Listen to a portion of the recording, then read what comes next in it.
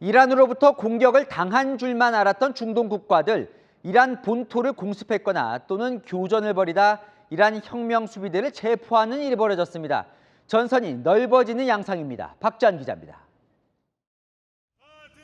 지난 1일 이란 국경과 맞닿아 있는 쿠웨이트 북부 부비안 섬에 이슬람 혁명 수비대가 침투한 사실이 뒤늦게 알려졌습니다.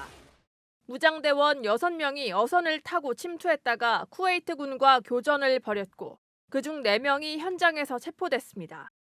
나머지 2명은 달아났고 쿠웨이트군 1명이 부상을 입었습니다. 이 섬엔 미군이 탄약을 보관하는 임시기지와 한 차례 이란 공습을 받았던 알카비르 항구가 있습니다. 쿠웨이트 정부는 적대 행위를 강력 규탄한다며 이란 대사를 소환해 항의 서한을 전달했고 인접국 사우디아라비아도 주권과 국제법 위반 행위라며 비판했습니다. 이란은 순찰 중 장애 때문이라고 해명했지만 미국과 이란의 충돌이 중동 전역으로 번지고 있다는 분석이 힘을 얻고 있습니다.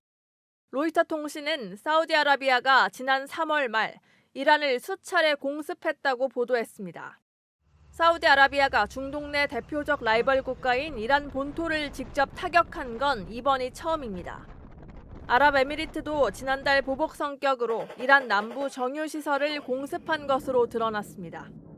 중동 내 대표적 친미 국가인 아랍에미리트가 실제 군사 행동까지 나섰다는 점에서 휴전이 깨지면 가장 먼저 이란의 공격 대상이 될 것이라는 분석이 나옵니다. 채널A 뉴스 박지한입니다. 미국의 대이란 군사작전명은 장대한 분노죠. 이 작전명을 대형 망치로 바꾸는 안을 검토 중인 것으로 전해졌습니다. 확정이 된다면 전쟁을 재개한다는 뜻이겠죠.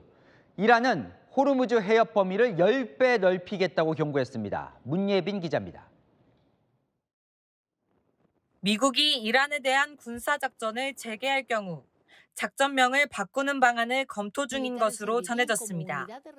기존 작전명인 장대한 분노 대신 대형 망치를 뜻하는 슬래지 해머로 바꾼다는 겁니다. 미국 MBC 방송은 새 작전명 검토가 미국이 대이란 전쟁 재개를 심각하게 고려하고 있다는 신호라고 분석했습니다.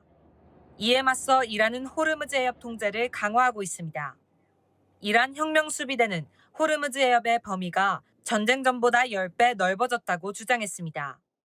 이란은 지난 4일 기존 호르무즈 해협보다 넓은 범위의 통제선을 공개했는데 더 확대됐습니다. 동쪽 끝은 기존 기준점에서 50km 정도 멀어진 자스크항, 서쪽 끝은 190km 더 먼 시리섬으로 잡았습니다. The area spans from Jask and Sidi west of the key waterway.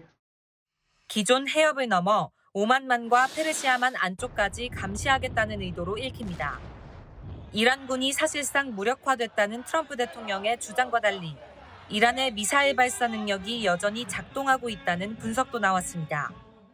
뉴욕타임즈에 따르면 미 정보당국은 이란이 호르무즈 해협 일대 미사일 기지 33곳 가운데 30곳에 다시 접근할 수 있다고 판단했습니다.